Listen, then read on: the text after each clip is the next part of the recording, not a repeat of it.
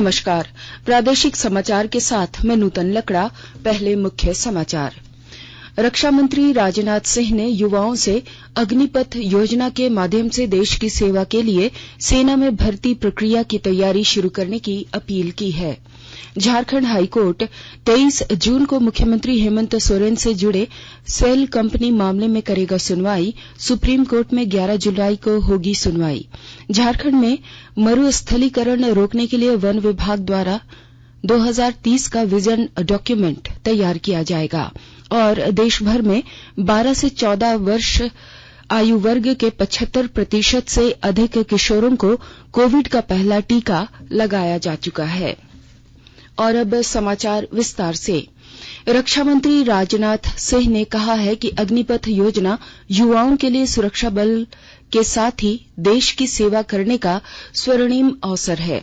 अधिकतम आयु सीमा में वृद्धि के केंद्र सरकार के फैसले की प्रशंसा करते हुए उन्होंने युवाओं से अपील की कि वे सेना में भर्ती प्रक्रिया के लिए तैयारी शुरू कर दें।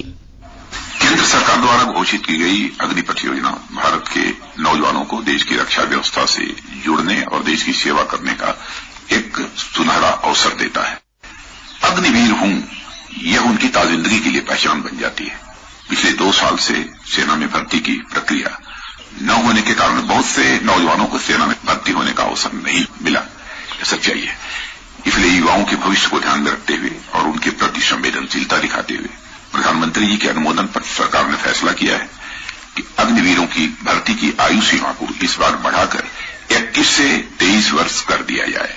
यह वन टाइम रिलैक्सेशन दिया गया है। इससे बहुत सारे नौजवानों को अग्निवीर बनने की पात्रता स्वतः मिल जाएगी। झारखंड हाईकोर्ट में chief justice doctor Ravi Ranjan और जस्टिस एसएम प्रसाद की बेंच में मुख्यमंत्री हेमंत सोरेन से जुड़े शेल कंपनी मामले की सुनवाई हुई। सुनवाई की अगली तारीख 23 जून को मुकर्रर की गई है। सर्वोच्च न्यायालय ने मुख्यमंत्री हेमंत सोरेन के खिलाफ झारखंड उच्च न्यायालय में चल रहे शेल कंपनी में निवेश के मामले पर रोक लगाने से इनकार किया है। झारखंड के मुख्यमंत्री हेमंत सोरेन के करीबियों द्वारा सेल कंपनी में निवेश के मामले में आज सुप्रीम कोर्ट में सुनवाई हुई। सुनवाई के दौरान मुख्यमंत्री की ओर से वरीय अधिवक्ता मुकुल रोहतगी ने समय की मांग की, जिसे अदालत ने स्वीकार कर लिया और मामले की अगली सुनवाई की तारीख 11 जुलाई रखी गई है। पिछले शुक्रवार को हुई हिंसा को देखते हुए आज रांची पुलिस काफी सतर्क रही। राजधानी में कोई अप्रिय घटना नहीं हुई है। संवेदनशील इलाकों में पुलिस ने ड्रोन और सीसीटीवी से पूरे इलाके का जायजा लिया।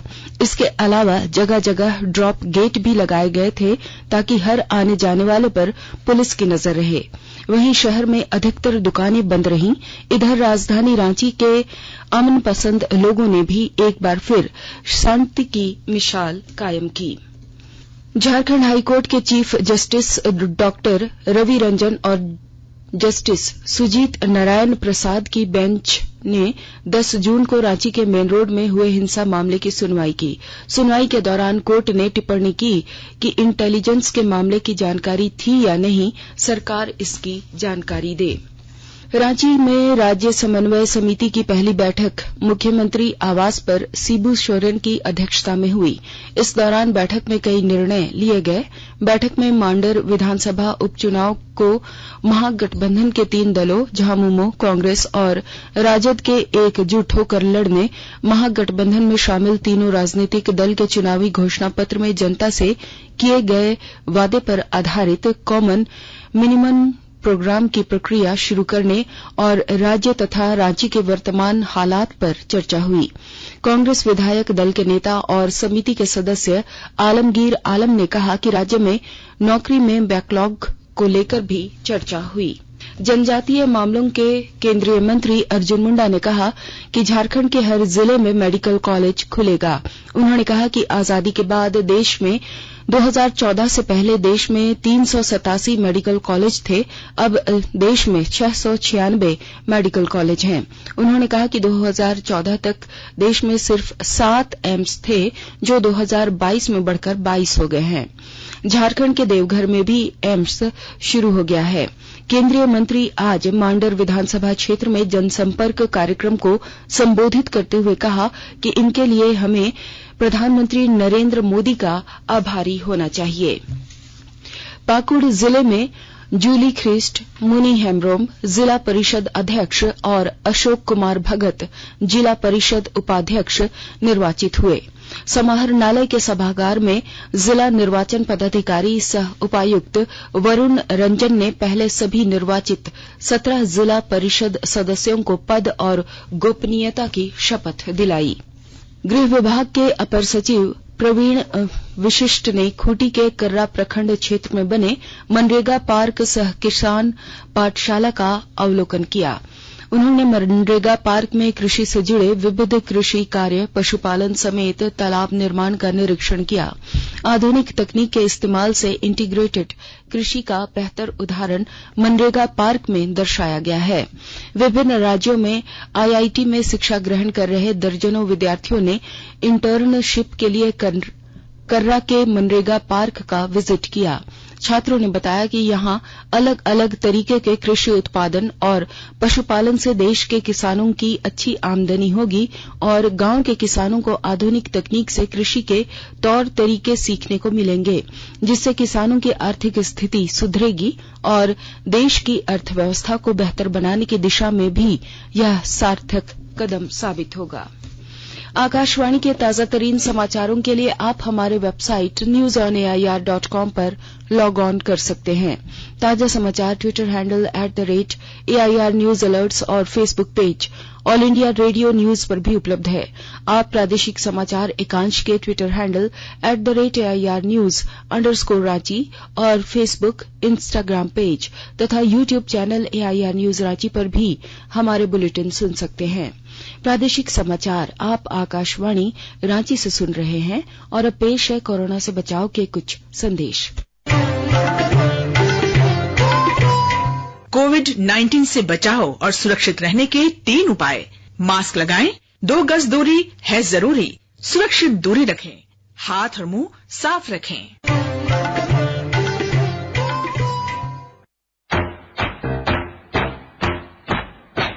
चलो मिलकर एक शुरुआत करें, चलो एक फैसला आज करें, मास्क नहीं तो टोकेंगे, कोरोना को रोकेंगे, चलो इस इरादा करते हैं, चलो कुछ वादा करते हैं, मास्क नहीं तो टोकेंगे, कोरोना को रोकेंगे।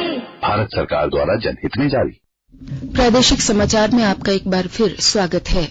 झारखंड के प्रधान मुख्य वन संरक्षण और वन बाल प्रमुख A.K. रस्तोगी ने कहा है कि झारखंड में मरुस्थलीकरण रोकने के लिए 2030 का विजन डॉक्यूमेंट तैयार किया जाएगा। विभाग के पलाश सभागार में विश्व मरुस्थलीकरण और सूखा रोकथाम दिवस के आयोजन के अवसर पर उन्होंने ये बातें कही।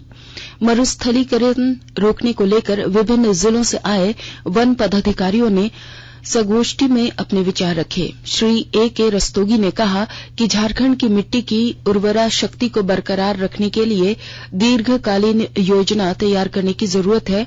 जो जल और जंगल है उन्हें बचाने के लिए वन विभाग के सभी स्तर के कर्मचारियों और पदाधिकारियों को कार्य योजना बनाकर उसे कार्यान्वित कराना होगा। देवघर में श्रावणी मेले की तैयारी तेज है। इसे लेकर आरपीएफ कमांडेंट CM मिश्रा ने पुलिस कर्मियों के साथ बैठक की।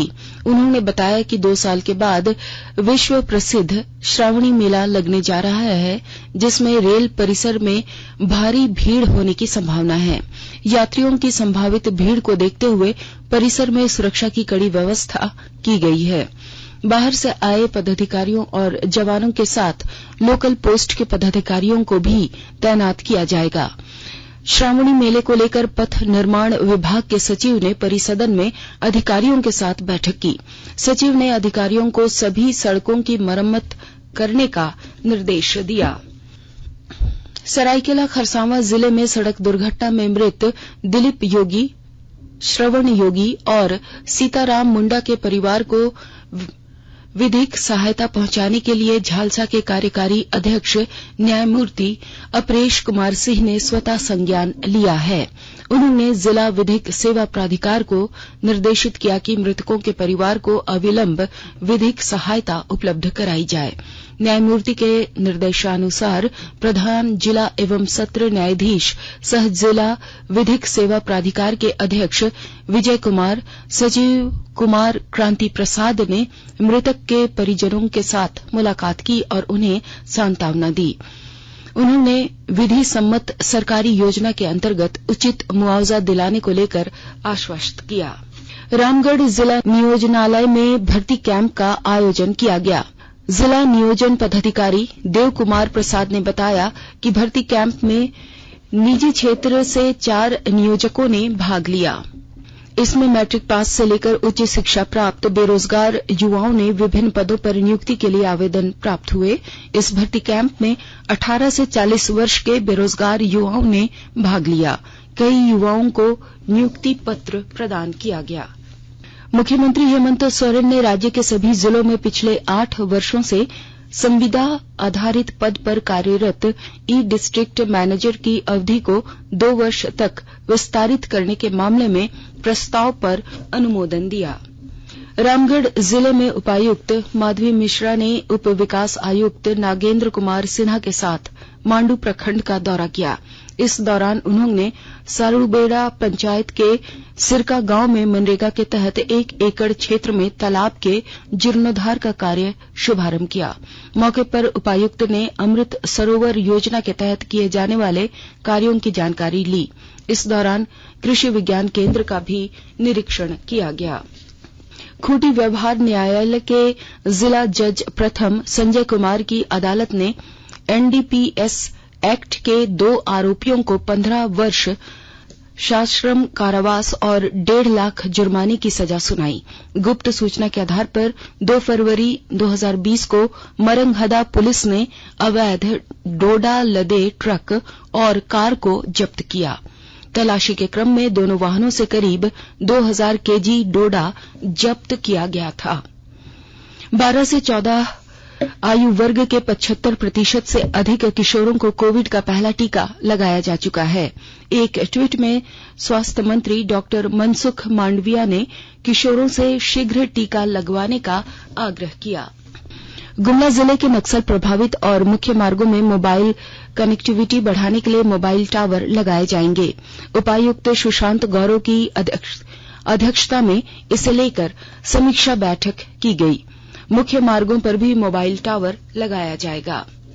चाईबासा में बैंकर्स समिति की बैठक में आज उपायुक्त अनन्या मित्तल ने बैंकों की ऋण मुहैया कराने की स्थिति पर चिंता जताई है। उन्होंने बैंकर्स से ऋण उपलब्धता को सहज बनाने का निर्देश दिया। बैंक के ऋण जमा अनुपात में भी तेजी लाने का निर्देश दिया। हजारीबाग जिले में उपायुक्त नैन्सी सहाय की अध्यक्षता में तकनीकी विभाग की समीक्षा बैठक हुई। इसमें ग्रामीण विकास विशेष प्रमंडल, लघु सिंचाई, राज्य भवन निर्माण निगम समेत कई विभागों में चल रही योजनाओं की समीक्षा की गई। उपायुक्त ने मुख्यमंत्री ग्राम सेतु योजना के अधूरे कार्यों को पूर्ण करने का निर्देश दिया। राज्य कराटे चैंपियनशिप में सोनल पांडे ने गोल्ड मेडल जीतकर हजारीबाग का नाम रोशन किया है। 5 जून को रांची के खेलगांव में प्रतियोगिता आयोजित की गई थी। सोनल पांडे के हजारीबाग आने पर जोरदार स्वागत किया गया। और अब अंत में मुख्य समाचार एक बार फिर। रक्षा मंत्री राजनाथ सिंह ने युवाओं से अग्निपथ योजना के माध्यम से देश की सेवा के लिए सेना में भर्ती प्रक्रिया की तैयारी शुरू करने की अपील की है। झारखंड हाईकोर्ट 23 जून को मुख्यमंत्री हेमंत सोरेन से जुड़े शेल कंपनी मामले में करेगा सुनवाई। सुप्रीम कोर्ट में 11 जुलाई को होगी सुनवाई। झारखंड में मरुस्थलीकरण रोकने के लिए वन विभाग द्वारा 2030 का विजन डॉक्यूमेंट तैयार किया जाएगा। और देश भर में 12 से 14 आयु वर्ग के 75% से अधिक किशोरों को कोविड का पहला टीका लगाया जा चुका है। इसके साथ ही आकाशवाणी रांची से प्रादेशिक समाचार का ये बुलेटिन समाप्त हुआ। नमस्कार।